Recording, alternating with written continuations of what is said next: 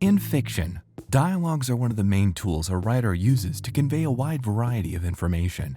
Characters' motivations, quirks, or even identities can all be communicated effectively through well-written conversations. So much so that we feel the need to separate fictional media without any kind of verbal communication into its own isolated genre. Silence, like dialogue, can also be used to communicate the most essential traits of a character. Apart from making them more mysterious and captivating, there are certain attributes a character may embody that is best communicated through a lack of verbal utterances. There are various ways in which silence can add to a character's depth and characterization. However, what happens when silent characters are placed on an otherwise conversation-driven piece of fiction? As a dialogue-heavy series, Breaking Bad, and by extension Better Call Saul, utilizes verbal exchanges between characters to uncover the motivations and drives of its characters. These dialogues move the story forward, facilitating every twist and turn and developed by the plot. Among their colorful cast of characters, the Salamanca twins stand out as silent characters that barely speak a word. Some have said that their presence in the series feels forced and out of place. Did they really need to be there? What purpose do they serve? In this video, we are going to take a look at the twins, the purpose they have within the bigger Breaking Bad universe, as well as why they don't talk very much. Marco and Leonel Salamanca, also known as the twins or the cousins, were part of Don Eladio's drug cartel. As part of the Salamancas, the twins helped ensure their family's drug empire stayed up and running. However, unlike their cousins Tuco and Lalo, the twins didn't take on a managerial or leadership role, preferring a strictly hands-on, more operational approach. While Lalo and Tuco might have focused on how to further expand their authority, ensured that their opposition was kept at bay, or constantly strived to get a bigger piece of the pie, the twins didn't concern themselves with any of that. Rather than greed, the twins always felt more duty-driven. They did what was required of them to serve their family without asking questions. In the greater scheme of things, the twins had always shown up either as insurance, something to rely on in case things go south, or a means to an end that helped the cartel realize their goals, usually murder. In this sense, the twins are a mixture of bodyguards and hitmen, or like foot soldiers that execute whatever plan the cartel had. However, this is not to say that their impact had been minimal. It was they who became the looming threat that Walt would potentially face for betraying Tuco. Furthermore, they also nearly murdered Hank and threatened Mike's granddaughter's life.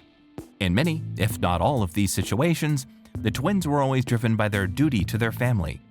They didn't necessarily hate Hank, but they understood that he needed to die to fulfill their family principle of blood for blood. They carried out their mission with absolute determination, and they would stop at nothing before completion. Why were the twins so obsessed with their duty to their family? Despite not getting as much screen time as some of the other major characters, we're fortunate enough to be able to peek at their childhood. It was revealed in Season 3 of Breaking Bad that the twins had been raised by Hector from a young age. Being the hardened, ruthless man we know him to be, Hector imparted violence-driven Salamanca wisdom to both of them. While this sense of relentless aggression was something visibly identifiable in all of the Salamancas, what set the twins apart from Tuco or Lalo was the fact that they barely talk at all. Considering how Hector had treated them when they were in their formative years, and if we assumed that the kind of abuse Hector was committing was commonplace in their childhood, it isn't hard to figure out why they turned out that way. The lack of verbal communication in children is likely to be a trauma response. Through prolonged abuse, it might be fairly accurate to speculate that not talking became a coping mechanism for the twins in the face of lifelong abuse that they had continued to receive. They were, after all, notably more chatty when they were kids.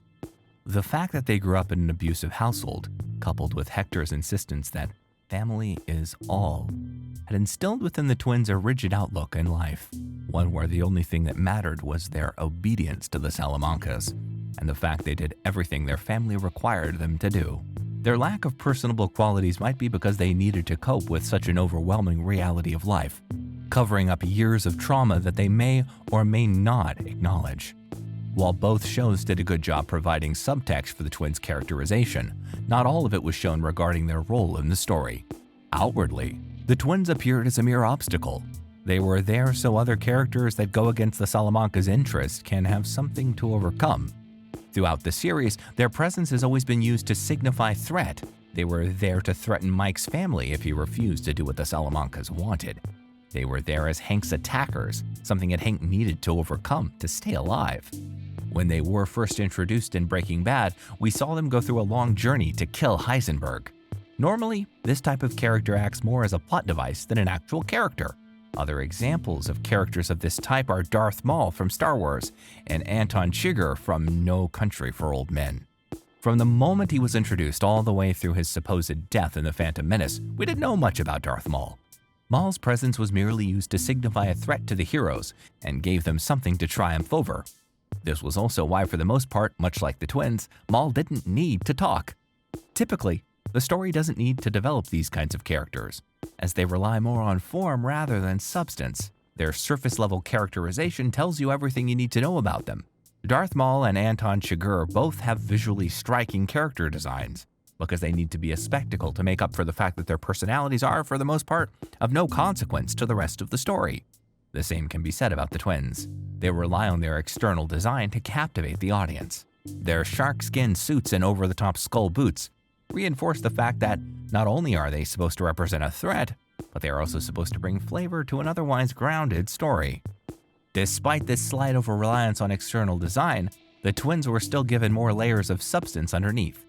In the few scenes that they were given, the twins managed to show that they had their own distorted sense of moral code.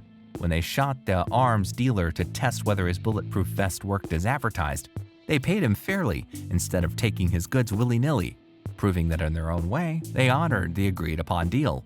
Another quirk given to them that further adds to their character is the fact that the twins worshipped a particular deity. Before they embarked on the journey to Albuquerque, they prayed to Santa Muerta, the Lady of Death, for success in their upcoming mission.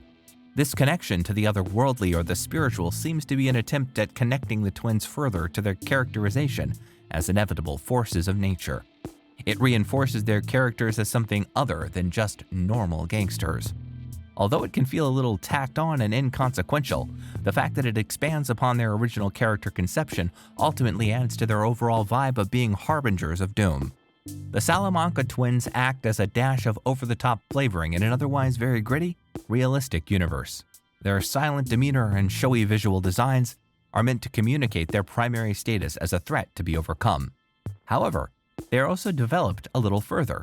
Their childhood trauma gives them a solid enough reason for their silence, and their slightly distorted set of moral codes, while subtly shown, adds further depth to their characters. Despite potentially coming off as comical or out of place, it is undeniable that the Salamanca twins bring a different color to Breaking Bad's otherwise bleak, grounded landscape.